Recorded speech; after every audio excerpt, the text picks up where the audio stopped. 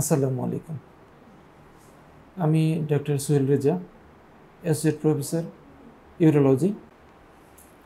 এখন আমরা যে জিনিসটা নিয়ে আলোচনা করতে চাই সেটা হচ্ছে একজন মানুষ, ছেলে হোক বা মেয়ে হোক, কোমরের ব্যথা।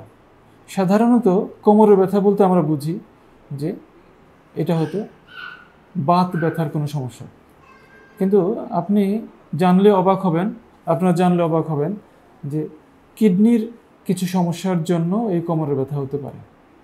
এখন আপনাদের হয়তো মনে প্রশ্ন আসতে পারে যে আমরা কিভাবে বুঝবো কোনটা বাত বিষের ব্যথা বা কোনটা কিডনির ব্যথা।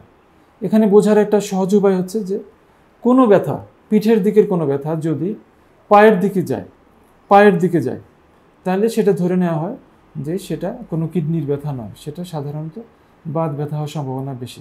এবং এর সাথে আর যেটা হয় সেটা হচ্ছে যে রাত্রে শোয়ার সময় ব্যথাটা বেশি হয়, ঘুম থেকে ওঠার সময় ব্যথাটা বেশি হয়, সামনের দিকে ঝুঁকলে ব্যথা বেশি হয়, রুকু সেজদা করার সময় বেশি ব্যথা হয়।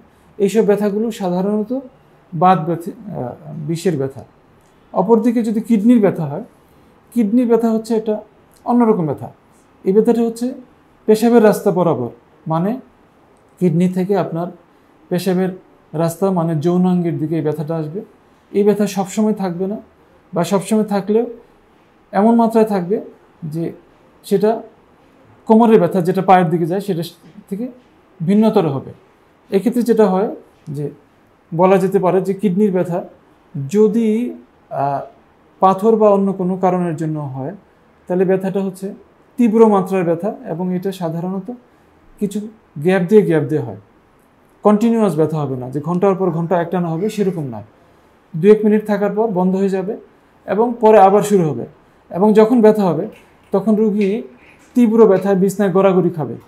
হ্যাঁ, আবার যখন ব্যথা থাকবে না তখন মনে হবে যে উনি সম্পূর্ণ সুস্থ। এবং রুগী যখন এসে বলবে যে আমার ব্যথাটা হয় ঝাঁকে যাকে।